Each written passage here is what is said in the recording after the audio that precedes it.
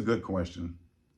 How can I be so sure that the wealth score, which very few people know about, really truly impacts your approval process in business applications or personal credit applications when everyone else believes that the Fico score is 95% of what's used by bankers, lenders, and credit issuers, and it has been the focal point and the belief of everyone that it is the only thing you need to focus on, right? Well, okay, I've been in this space again, 19 years in the credit space. And I've been personally working on my credit as I'm working on other people's credit. And I'm consulting with hundreds and hundreds of people. Over the last 19 years, we've assisted maybe over 10,000 people. And I'm looking at their credit reports and I'm keeping a dossier of what I'm learning about their situation so I can glean from what they've gone through, their successes and their challenges, and I can fast track myself to the success lane to make sure that I'm following principles that are proven based on what I'm gathering from information from my clients. Now, let me make that clear. If a client walks in my office and they have a $75,000 credit card limit with a specific bank, and I ask, well, did you get a $75,000 credit card limit, but you have some challenges on your credit where your scores are a little low, and that's intriguing to me. And they would always say, I don't know, I went and applied and I got 75,000. I said, okay. So I would make a note of that bank. And then I would go apply at that bank to see what I would get approved for with an 800 credit score. And I noticed that I would always get a limit of beneath 40,000. Personal credit card, always get a limit beneath 40,000 or right at 40,000. And so after doing that for the first 10 years of being in the space, I then decided there has to be something that is blocking people or capping people from getting approved for higher than 40,000. But I couldn't figure out what it was because I'm seeing 800 scores. I'm building out my credit reports based on the 5 factors of FICO.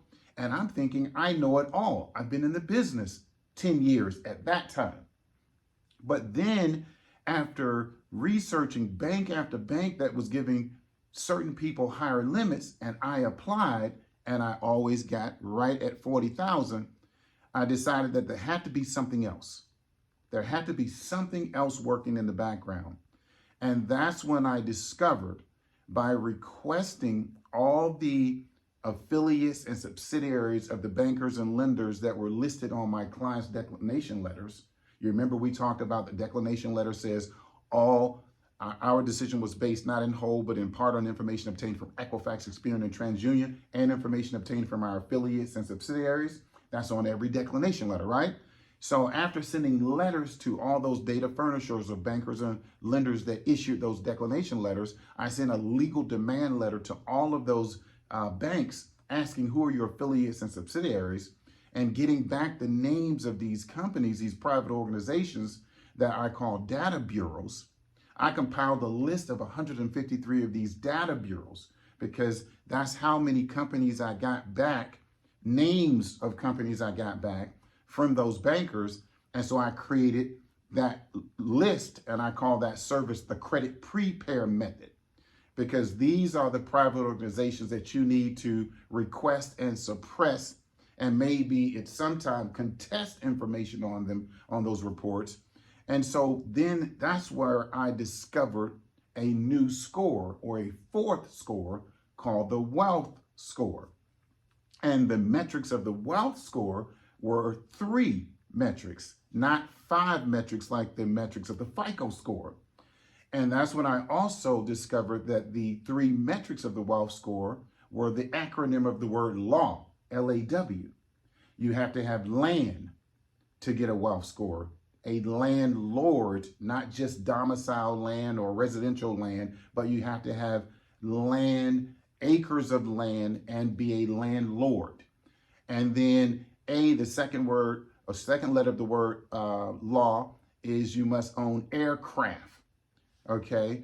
And then the third letter of the word law is W, you must own watercraft. So you must be a landlord, an air lord, and a water lord, or own or acres and acres of land, or own your own airplane, private plane, and your own yacht. So those three things, you get 2 points for owning land, 2 points for owning an airplane, and 2 points for owning a yacht. So the people with a 4 or better, the highest wealth score you can have is a 6.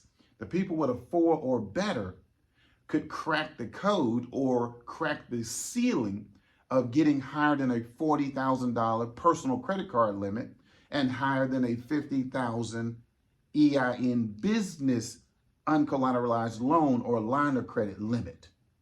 And so once I discovered that, I redirected my focus to the wealth score because I had only focused on my Fico score, which was an 800. And then I ended up getting more access to credit. Inside this stack, I have black cards. I have over 70 credit cards here.